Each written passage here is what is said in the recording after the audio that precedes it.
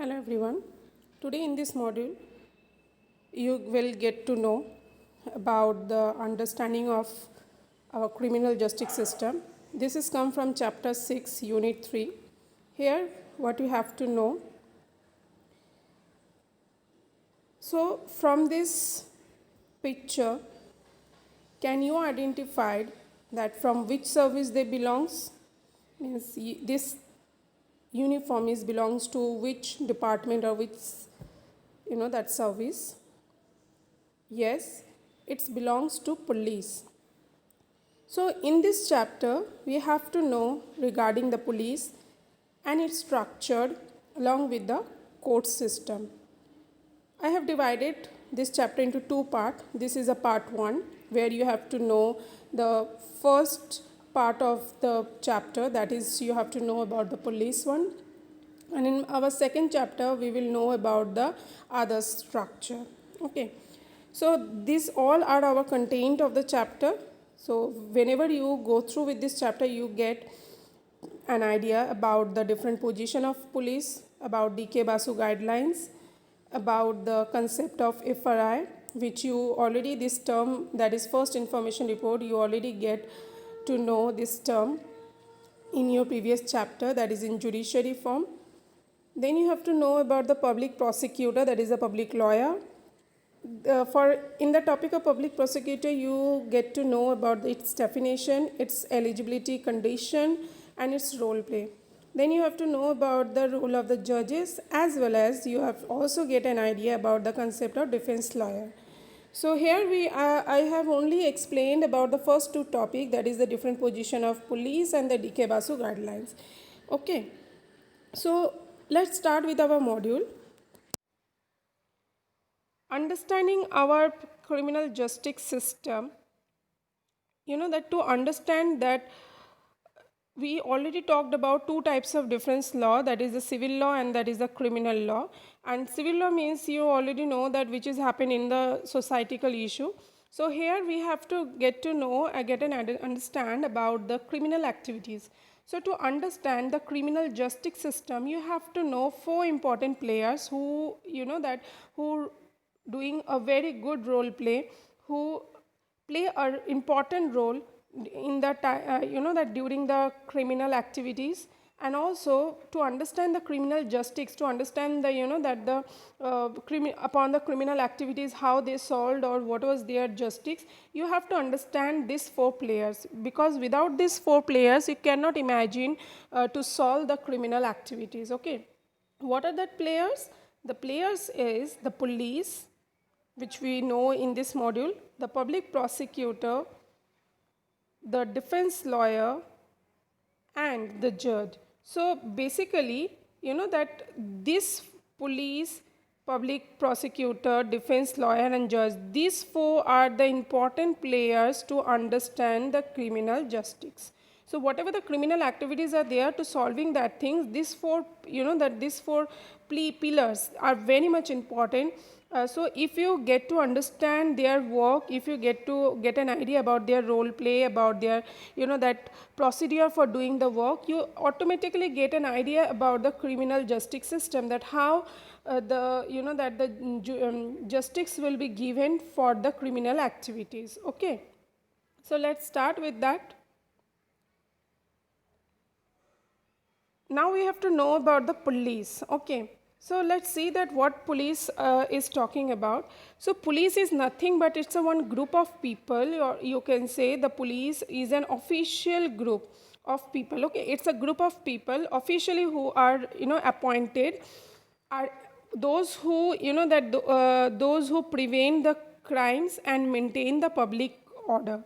Okay, so the group of people who are appointed officially under the state government, for what? For preventing the crimes, for stopping or protecting the peoples from the criminal activities, and also maintaining the law and order. So you can understand the police is an official group, those who are working under the Department of State Government, because in the central government we have armies and in the state government we have the police. So they are the employed under the state government, and they are only, that they are always try to protect the criminal activities. They preventing the society from any kind of crimes and also maintain the public orders, laws, and like this. Now we have to know, that we have to know a little bit about the structure of the police, means the different position what we that get in our society. The first position is talking about CP or DGP. CP and DGP is known as the head of the state. Okay, suppose if you have that in every school there is a head of the school, that is a principal. So we can say that similarly the police is also the principal. CP and DGP is also the principal of each and every police department. Okay, so DGP means the Directive General of State Policy and CP means Commissioner of Police. Okay. So they are the head of the state. In every state, like in West Bengal or in Punjab, in every state there is a one CP, or you can also called as DGP, who is the head of the police department. Now in your school, as every class, they have their class teachers, right? Correct? So similarly, every state they have different classes. Similarly, every school have different classes. So every state have different districts over into their state, and every district head is SP, that is Superintendent of Police. Similarly, as in your school, every school have its different classes, and every class has its head as a class teacher. Similarly, we can say, we can compare to the class teacher to the Superintendent of Police, like every state they have one particular head. They have different districts, just like a school and classes, and every district's head is SP, means in every district there is one Superintendent of Police, that is SP. Now suppose if SP, that SP maybe is not came, or suppose SP is, that they are busy in some work, or they are, that not in that position, or they are not appointed. So in the absence of SP, who will work? Okay, like if your class teacher is not present in your school, then who will doing the work? Like co-class teacher? Similarly, we have also DSP, which is known as the Deputy, that's Superintendent of Police. DSP is also known as, ASP. Okay, ASP is Assistant Superintendent of Police. So both the name are, that we can call them. So basically, DSP, that is Superintendent of Police, and ASP, that is the Assistant Superintendent of Police. So whatever you are saying that, that if in your school, if you don't have, that your class teacher is absent, so co-class teacher who will be, they work as the assistant class teacher. Similarly, if the whatever the work will be there, if SP is not taking the responsibilities, or that some works are not done by the SP, or in the absence of the SP, ASP or DSP, they are working in absence of that. Next we come to the CI. Okay, that is Circle Inspector. So who are that circle inspector? That the head of the local areas. Like in every class of your class, you have your monitor, those who take the responsibility of their particular respective classes. Similarly, the circle inspector is also the same work doing as a monitor, class monitor. The circle inspector doing the work of their local areas, means of their particular police station, or their particular block. Okay, so they are working like that. And under the circle inspector, there is a sub inspector, those who are following all the orders which is given by the CI, just like your second monitor. And there is a last position is constable, those who are working under the CI. And in every police station we get that 4, 5, 6 constables, those who are working. So this is a total structure of the police station, that is, first we get the CP or DGP, who is the head of the state and can compare with the principal of any particular school. Then SP, that is Superintendent of Police, can compare to the class teachers, that is the head of the districts. Then we get the DSP or ASP, then CI, SI and constable. So this is a total structure of the police, department. I hope it's clear to you that what was the departmental position, right? Okay. Now we have to know what was the rule, that role of the police. Okay. So the first most important function of the police is to investigate any complaint about the commission of a crime.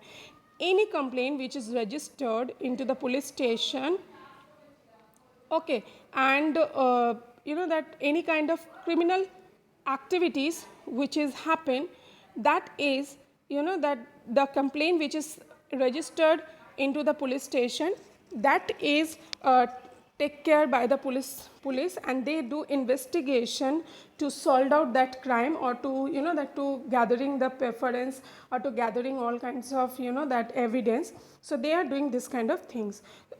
Under the investigation, there will be maybe some recording statements will be there, some witness also they can collect it, different kinds of evidence, like any witness are there or not, any that people's or someone is ready for giving the statement or not, any recording, any CCTV footage. So different kinds of things can be included under the investigation. So the first most important role play of the police is to investigate just after that complaint into the police station about the crime. Next one is talking about the basis of investigation. The police required to form an opinion, means after investigate everything, after getting all the evidence, then the police, they try to make one report that what they get, from where they get, or that what was the place from where they collect the evidence, who are responsible. So everything according to the police, after investigation, they write down a report.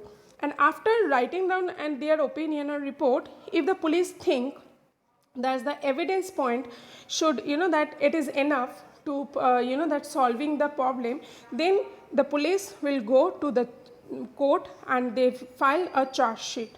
Okay. And after that, the court will decide it that whether the that the person will that person is guilty, or the person should released from the that blames and the claim. So this is the role play of the police. So first the police have to investigate. Okay. First the police have to investigate, which is on the basis of the complaint which is registered in their police station. The investigation is, that it is maybe included recording statement, witness, and CCTV footage, anything. And after investigation, on the basis of the investigation, whatever they investigate, whatever the collecting of the evidence, they are giving a write down a report. And if the police think that all the evidence which is collected, that is enough, that for getting that completing all the cases, then that police is that they are filed a charge and produce that person into front of the court with along with all evidence. But before presenting that person into the court, the police cannot allow to torture, to beat, or to shoot anyone. So before the person presented that court, the police does not have any kind of right to that to torture, to beat any during the time of the investigation. Okay. Okay. Now we have to know about what is d.k.basu guideline. So first, before we know about the d.k.basu guideline, first we have to know what is d.k.basu guideline. So d.k.basu guidelines is some kind of that specific requirement or procedure which is given by the Supreme Court. Okay, d.k.basu are appealed or submitted some guideline which is that is captured or that is sanctioned by the Supreme Court. And right now the Supreme Court of India, they give this guideline to all the police and other agency so that they will following these guidelines and cannot that cross their limit and cannot hamper any citizen of our society. So basically d.k.basu guidelines is one kind of guidelines and rules and regulations which have to follow the police during the time of investigation, which is given by the Supreme Court. So let's see. The first one is that wherever the police, that they go for the interrogation or they go for arresting some person, so that police should have be in a proper uniform, okay, during the time of interrogation, with a clear wearing uniform where it's clearly identified their position, like by that the stars or anything in their uniform, and their badge, the name tags should be there into their uniform. So the first one is that the police should, that whenever they are going for arresting someone, or during the time of that question answering with some people, during that time the police should wear the proper uniform with their name, with their designation stars, everything should be there along with police. Okay, this is the first guideline.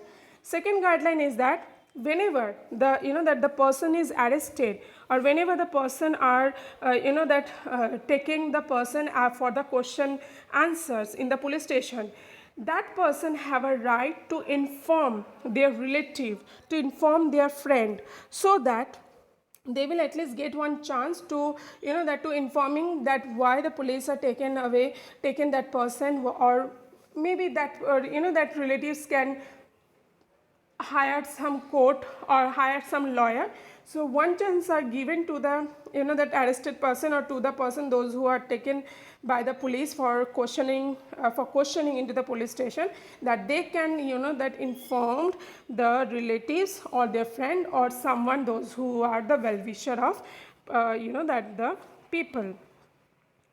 Next one is that that one kind of memo should be prepared by the police station, means some report should be that be prepared by the police station. In that report, what should be the report? That in that report there the time of arrest, when it will be arrested, the date of arrest, when that the date, time of arrest, that should be included.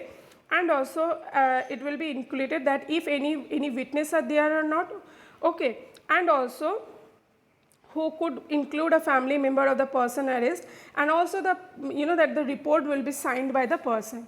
So whenever the police they start that protesting, they any police, when they go and arrest some person, after arresting they have to make a report, and in that report they have to mention the time, date, any eyewitness, any family members, they have to write down everything.